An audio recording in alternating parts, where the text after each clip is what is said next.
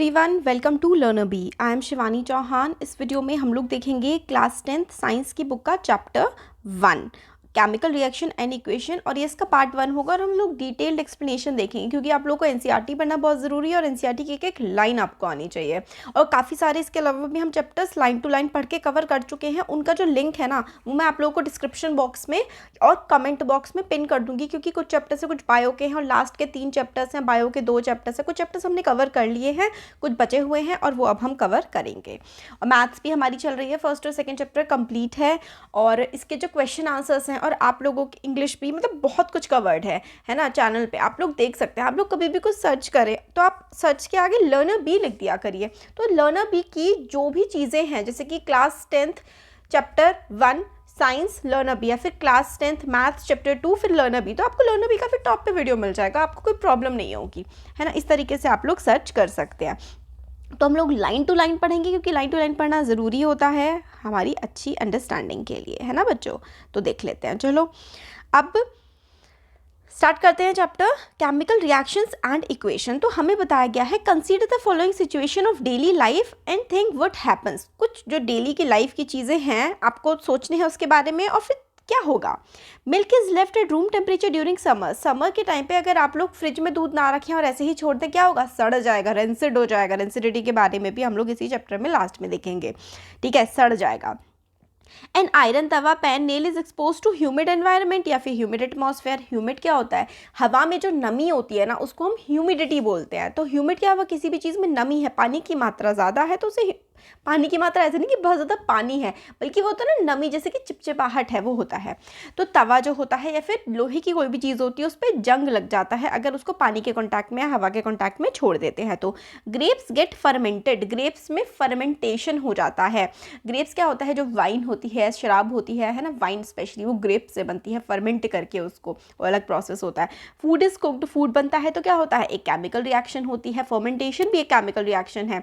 Milk का सड़ना भी एक केमिकल रिएक्शन है। तवे पे जंग लगना भी केमिकल रिएक्शन है। हमारी बॉडी में खाने के पचना भी एक केमिकल रिएक्शन होता है। और हम जो सांस ले रहे हैं ये भी एक केमिकल रिएक्शन ही होता है।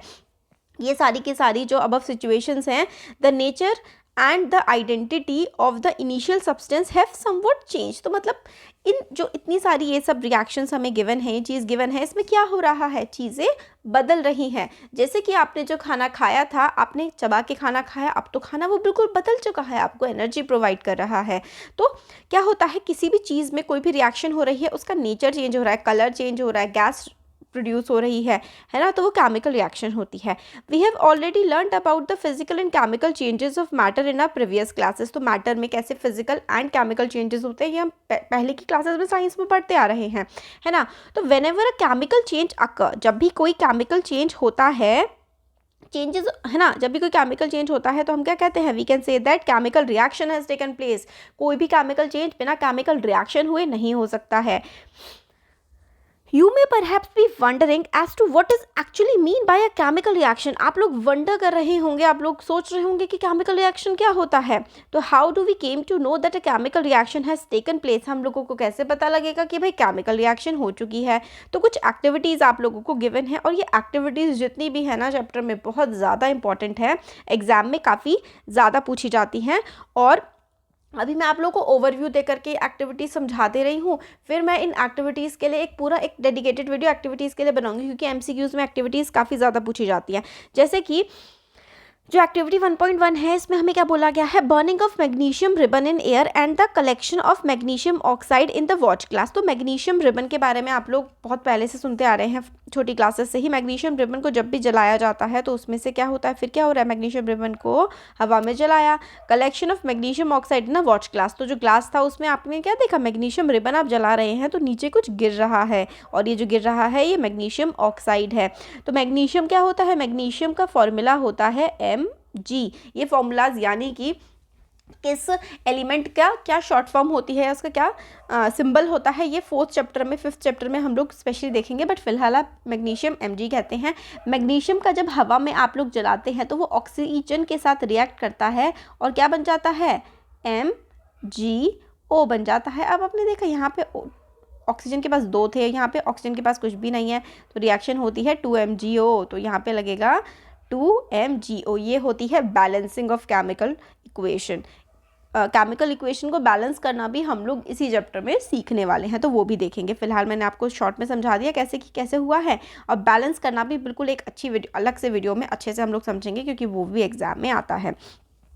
तो इसमें क्या है, एक्टिविटी में टीचर की असिस्टेंट चाहिए और ग्लास आंखों पे पहनना होगा आपको, वरना आंखों में प्रॉब्लम हो सकती है।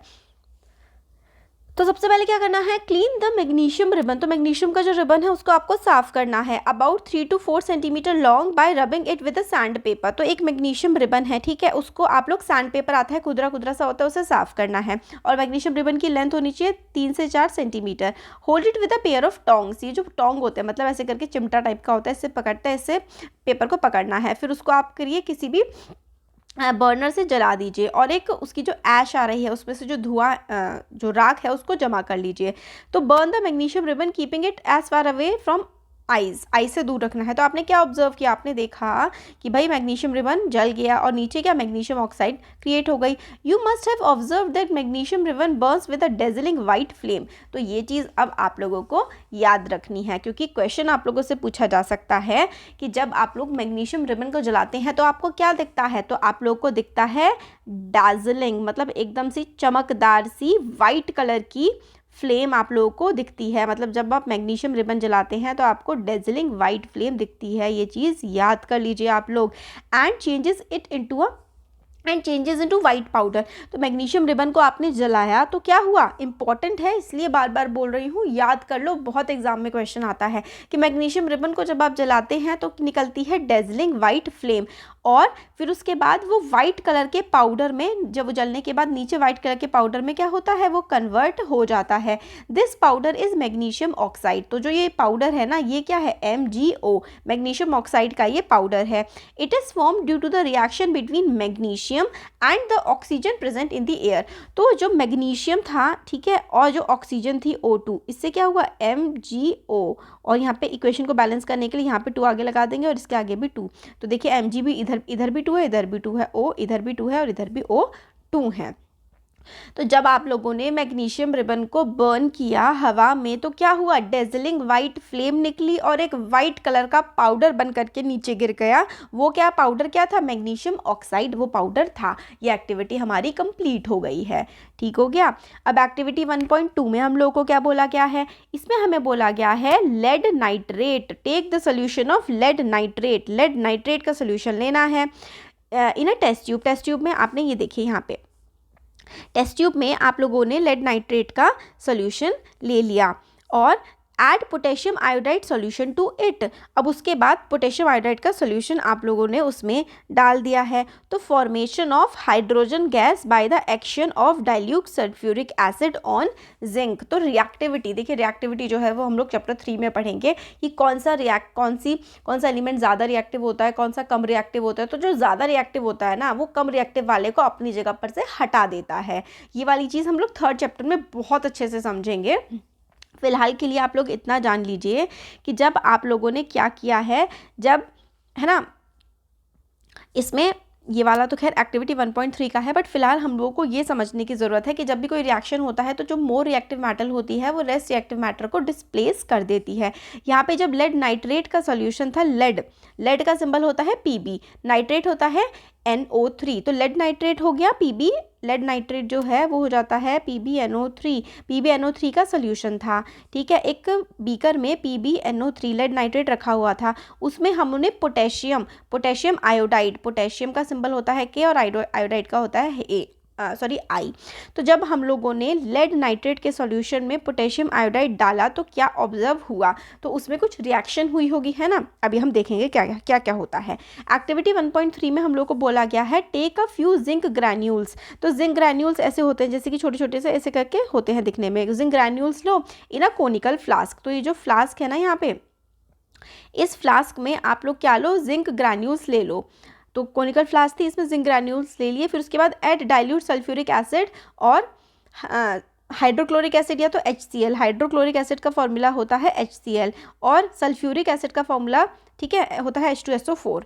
तो आप लोग या तो सल्फ्यूरिक एसिड, सारे आप सोच रहे होंगे मेरे को कैसे आते हैं, सब इसी चैप्टर में आगे पढ़ेंगे, या फिर जो आपने इससे पहले की क्लासेस में भी तो ये सब चीज़ें हम लोगों ने देख रखी हैं, है ना। तो रिवाइज हो गया हमारा, कोई बात नहीं। तो हम लोगों ने एक फ्लास्क लिया है, फ्लास्क में हम लोगों ने क्या किया है, जिंक ग्रैन्यूल्स लिया है और इस फ्लास्क में हम लोगों ने डाइल्यूट सल्फ्यूरिक एसिड भी डाला हुआ है। Handle the acid with care, acid से जल भी सकते हैं, बहुत बुरे होते हैं एसिड भाई। Do you observe anything happening with the zinc granules, तो जिंक ग्रैन्यूल्स में देखिए वेपर वेपर वेपर से कुछ उठने लगते हैं। टच द कोनिकल फ्लास्क और test tube, is there any change in the temperature, तो जब आप लोगों ने जिंक ग्रैन्यूल्स को डाला है, जिंक ग्रैन्यूल्स थे और उसमें डाइल्यूट सल्फ्यूरिक एसिड था, फिर जब आपने डाइल्यूट सल्फ्यूरिक एसिड में जिंक ग्रैन्यूल्स को डाला है तो ना H2 गैस यानी कि हाइड्रोजन गैस जो है वो रिलीज होती है। तो ये जो 3 एक्टिविटीज़ है ना, we can say that any of the following observation help us to determine whether a chemical reaction has taken place. तो केमिकल रिएक्शन हुई है, इसकी क्या क्या हमें प्रॉपर्टीज़ देखने को मिलती हैं, हमें कैसे पता लगता है कि कोई भी केमिकल रिएक्शन हुई है। चेंज इन स्टेट, मतलब हो सकता है केमिकल रिएक्शन हुई हो तो पहले कोई चीज़ सॉलिड हो, फिर उसके बाद वो हवा में उड़ जाए या फिर वो क्या बन जाए, वो पाउडर बन जाए। जैसे कि यहाँ पे मैग्नीशियम का रिबन था, मैग्नीशियम का रिबन आपने जला दिया, वो पाउडर, वाइट कलर का पाउडर बन गया, तो उसकी स्टेट में चेंज हुआ है। 3 state of matter, solid, liquid और गैस। वैसे तो और भी होती है, प्लाज्मा भी होती है ना, बोस आइंस्टीन कंडेंसेट, बहुत सारी होती हैं। अब तो खैर फिलहाल आपको 3 ही जानने ही ज़रूरी है। कलर में चेंज आ जाता है, हो सकता है जैसे कि आपने देखा वाइट डेजलिंग फ्लेम निकली, वाइट कलर का पाउडर निकला। इवोल्यूशन ऑफ गैस, अब जरा यहाँ पे देखो, जो थर्ड एक्टिविटी हुई थी इसमें हाइड्रोजन गैस रिलीज होती है। चेंज इन टेम्परेचर, कई बार कोई रिएक्शन होती है वो एक्सोथर्मिक होती है। एक्सोथर्मिक का मतलब, कि थर्मिक का मतलब तो हीट होता है, एक्सोथर्मिक कई बार होती है हीट इवॉल्व हो जाती है। तो आप लोगों को यहाँ पे ये याद रखना है कि जब भी कोई भी केमिकल रिएक्शन होती है तो इनमें से 4 चीज़ें कोई सी भी हो सकती हैं, या तो कलर चेंज हो जाए, या तो उसकी स्टेट चेंज हो जाए, उसमें से गैस निकले, या फिर टेम्परेचर में बदलाव आ जाए। तो इसका मतलब हम लोगों को समझ जाना चाहिए कि केमिकल रिएक्शन हुई है। As we observe the changes around us we can see that there is a large variety of chemical reactions taking place around us. हम लोग अब जब अपने आसपास देखते हैं तो हमें समझ में आता है कि हमारे आसपास बहुत सारे केमिकल रिएक्शंस हो रहे हैं। We will study the various type of chemical reaction and their symbolic representation. तो बहुत सारी केमिकल रिएक्शंस के बारे में हम लोग देखेंगे, जैसे कि magnesium plus oxygen, Mg+O magnesium oxide यानी कि MgO।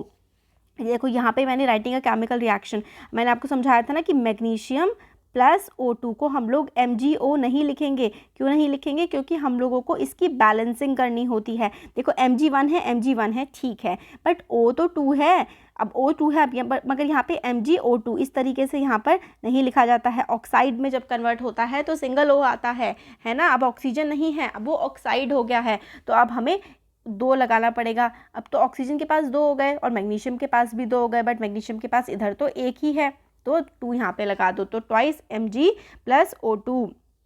तो इस तरीके से केमिकल रिएक्शन जो हैं वो हम लोगों बैलेंस करते हैं। तो यहाँ पे हम लोगों ने इस वाले, अब हमने क्या क्या देख लिया कि केमिकल रिएक्शन जब होती है तो उसमें change in state, change in colour, evolution of gas और चेंज इन टेम्परेचर। फिर हमने केमिकल इक्वेशन थोड़ा सा देख लिया कि केमिकल इक्वेशन क्या होती है और किस तरीके से उसमें बैलेंसिंग होती है। बैलेंसिंग ऑफ केमिकल जो इक्वेशन है वो मैं आप लोगों को नेक्स्ट वीडियो में पूरा अच्छे से बताऊँगी, क्योंकि ये बहुत इंपॉर्टेंट है, आप लोगों से इस पर क्वेश्चन पूछे जाते हैं। और नेक्स्ट वीडियो में हम लोग ये वाले जो क्वेश्चंस है ना, ये वाले भी देख लेंगे। इससे पहले अब देखिए बैलेंसिंग तो हम आगे नेक्स्ट वीडियो में देखेंगे। इस वीडियो में हम तीनों एक्टिविटीज़ चलिए इसी में कवर कर लेते हैं, है ना। फर्स्ट एक्टिविटी में क्या क्या होना था वो तो मैंने आप लोगों को पूरा का पूरा समझा दिया है। तो जो फर्स्ट एक्टिविटी थी उसमें क्या था, मैग्नीशियम रिबन क्या हुआ था, बर्न हुआ था, और जो रिएक्शन थी वो MgO2 है ना, ये बनी थी, तो MgO बनी थी। इसमें क्या होता है ना, जो इस तरीके की रिएक्शन होती है जो कि यहाँ पर बनी थी, उसको हम लोग कहते हैं कॉम्बिनेशन रिएक्शन। वो अभी हम पढ़ेंगे, कॉम्बिनेशन, डिस्प्लेसमेंट, डिकम्पोजिशन क्या होता है, ये सारी की सारी चीज़ें हम देखेंगे। बट फिलहाल आप लोग ये समझ लीजिए, जब 2 सब्सटेंस थे, एक Mg था एक O था, तो फिर ये जुड़ करके MgO बन गया। तो 2 सब्सटेंस थे, 2 अलग अलग चीज़ें थी, उससे मिलकर के एक सब्सटेंस बन गया। तो इस तरीके की जो रिएक्शन होती है उसको हम लोग बोलते हैं कॉम्बिनेशन, ठीक है, कॉम्बिनेशन रिएक्शन। जो फर्स्ट एक्टिविटी 1.1 थी इसमें हमारी कॉम्बिनेशन रिएक्शन हुई थी, क्योंकि 2 अलग अलग कंपाउंड्स थे, वो मिलकर के एक कंपाउंड यहाँ पर बन गया है। सिंगल कंपाउंड ब्रेक इनटू 2 और टू जो सब्सटेंसेस थे वो जुड़ करके एक बन गया, तो कॉम्बिनेशन रिएक्शन यहाँ पर हमारे पास हुई है और हमारे पास क्या हुआ है, ये ऐश भी बनी है। अब ये वाली देख लेते हैं, एक्टिविटी 1.2। एक्टिविटी 1.2 जो है इसमें हमें क्या क्या बोला गया है, यहाँ पे देख लो। एक्टिविटी 1.2 में लेड नाइट्रेट, लेड नाइट्रेट क्या होता है, लेड नाइट्रेट का फॉर्मूला होता है PbNO3 का होल ट्वाइस, लेड नाइट्रेट। ठीक है, लेड नाइट्रेट को आप लोगों ने किस में डाला, लेड नाइट्रेट को डाला, लेड नाइट्रेट सॉल्यूशन है टेस्ट ट्यूब में PbNO3 होल ट्वाइस लिया। फिर add potassium iodide, potassium iodide का क्या फॉर्मूला, पोटेशियम आयोडाइड होता है Ki, पोटेशियम आयोडाइड। ये चीज़ हो गई। अब लेड नाइट्रेट को आपने जब पोटेशियम आयोडाइड के साथ क्या किया है, इसका रिएक्शन हुई है, लेड नाइट्रेट का रिएक्शन जो है वो पोटेशियम आयोडाइड से हुआ है ना, तो हमारे पास बनता है ये PbI2, मतलब Pb और I ये दोनों साथ में मिल जाते हैं। ठीक है, और फिर उसके बाद बचता है 2KN। ये फिलहाल के लिए ना मैं मतलब आपको सिर्फ रिएक्शन बता दे रही हूँ, आगे चल के रिएक्शन हम लोग समझ लेंगे। फिलहाल हम लोगों के लिए इंपॉर्टेंट ये है समझना कि बन क्या रहा है, हो क्या रहा है। ये जो टाइप ऑफ रिएक्शन है ना, प्रेसिपिटेशन रिएक्शन है, ये प्रेसिपिटेशन रिएक्शन है। और जो प्रेसिपिटेशन रिएक्शन होती है ना, उसमें हम लोग का क्या होता है, कुछ ना कुछ प्रेसिपिटेट बचता है। प्रेसिपिटेट का मतलब होता है कुछ भी चीज़ बच जाती है, जैसे कि चूना टाइप का, कुछ पाउडर टाइप का, कुछ भी बच गया। और ये डबल डिकम्पोजिशन रिएक्शन है। अभी मैं रिएक्शन लिख के दिखा भी देती तो आप लोगों को इतना अच्छे से समझ नहीं आता। इसके आगे का चैप्टर है ना, उसमें combination reaction, decomposition, double decomposition, precipitation सब हम लोग समझेंगे। तो फिलहाल यहाँ पे प्रेसिपिटेशन रिएक्शन हो रही है और यहाँ पे एक इनसॉल्युबल, इस एक्टिविटी से बनता क्या है, एक येलो प्रेसिपिटेट बनता है। फिलहाल आप ये याद कर लीजिए कि येलो प्रेसिपिटेट, येलो प्रेसिपिटेट मतलब येलो कलर का ना कुछ बच जाता है क्या, PbI2। Yellow precipitate PbI2 form होता है, जो कि इनसॉल्युबल होता है वाटर में। इनसॉल्युबल है तभी तो कुछ बच रहा है। देखिए कोई भी चीज़ पानी में घुल जा रही है तो मतलब वो तो पानी जैसी हो गई है ना, या फिर इनसॉल्युबल मतलब वो पानी में घुल नहीं रही है, कुछ पाउडर जैसा बच रहा है। सपोज करिए कि आप लोगों ने पानी में मिट्टी मिला दी, तो मिट्टी नीचे जम जाएगी तो वही प्रेसिपिटेट हो जाएगा। इसी तरीके से जो लेड नाइट्रेट और पोटेशियम आयोडाइड जब हम लोगों ने मिक्स किया तो एक येलो कलर का प्रेसिपिटेट बन गया PbI2। तो ये एक तो प्रेसिपिटेशन रिएक्शन है और ये डबल डिकम्पोजिशन है। डबल डिकम्पोजिशन और ये सब क्या होता है, ये हम आगे के वीडियोस में समझ लेंगे। बहुत अच्छे से आप लोगों को समझ में आ जाएगा, क्योंकि आपको चैप्टर एक बार नहीं पढ़ना है, कई बार पढ़ना है। जब आगे के चैप्टर और अच्छे से पढ़ेंगे तो ये वाली जो रिएक्शंस है ना, ये बहुत अच्छे से समझ में आएंगी। फिलहाल आप ये याद कर लो फिलहाल तो कि येलो प्रेसिपिटेट बच रहा है और डबल प्रेसिपिटेशन रिएक्शन है और डबल डिकम्पोजिशन है। एक्टिविटी 1.3 में क्या हो रहा था, एक्टिविटी 1.3 में एक तो हम लोगों को दिख रहा है कि हाइड्रोजन गैस निकल रही है, हाइड्रोजन गैस लिबरेट हो रही है, तो ये एक्सोथर्मिक रिएक्शन है। एक्सोथर्मिक मतलब इसमें हीट इवॉल्व हो रही है, यानी कि इसमें से हीट निकल रही है। तो ये जो है ये एक एक्सोथर्मिक रिएक्शन है, एक्सोथर्मिक रिएक्शन है। यही इसमें जानना हमारे ज़रूरी है, क्योंकि जब हम लोगों ने क्या किया, जिंक ग्रैन्यूल्स को क्या किया, डाइल्यूट सल्फ्यूरिक एसिड के साथ मिलाया तो हीट हाइड्रोजन गैस निकली और उससे क्या हुई, हमारा जो फ्लास्क है वो हीटेड हो गया। क्या हो गया, गर्म हो गया हमारा फ्लास्क। तो यहाँ पे हम लोगों ने ये देख लिया। अब हमने यहाँ तक का चैप्टर पूरा कवर कर लिया है। बहुत इंपॉर्टेंट था ये वाला इंट्रोडक्शन टाइप, आप समझ लीजिए। और आधा पार्ट चैप्टर का मतलब हमें ये समझ में आ गया कि भाई केमिकल रिएक्शन क्या होती है, केमिकल रिएक्शन में क्या क्या होता है। और हमने इस वीडियो में 3 एक्टिविटीज़ देख ली हैं। अब जो आगे नेक्स्ट वीडियो है उसमें हम लोग केमिकल इक्वेशंस भी हम लोगों ने समझ ली हैं क्या है। बट हम नेक्स्ट वीडियो में क्या देखेंगे, हम देखेंगे writing a chemical equation, chemical equation को कैसे लिखते हैं और केमिकल इक्वेशन की बैलेंसिंग कैसे की जाती है। बैलेंस करना हम केमिकल इक्वेशंस को सीखेंगे। फिर उसके बाद ये वाले जो क्वेश्चंस हैं ये देख लेंगे। केमिकल इक्वेशंस, केमिकल रिएक्शन के टाइप्स क्या क्या होते हैं, कॉम्बिनेशन, तो जो चीज़ें जुड़ के एक चीज़ बन जाती है, हीट निकलती है जनरली, जैसे C+O2 CO2 है ना। फिर उसके बाद हम लोगों को आगे डिकम्पोजिशन, डबल डिकम्पोजिशन, डिकम्पोजिशन मतलब एक सिंगल चीज़ थी, यहाँ पे देखो सिंगल चीज़ थी, टूट गई, तो एक चीज़ ज़्यादा में टूट गई तो डिकम्पोजिशन होता है वो। फिर उसके बाद यहाँ पर आगे देखो ये सब ठीक है। फिर डिस्प्लेसमेंट, डिस्प्लेसमेंट का मतलब होता है कि देखो यहाँ पे क्या था, Fe था और यहाँ पे CuSO4 था।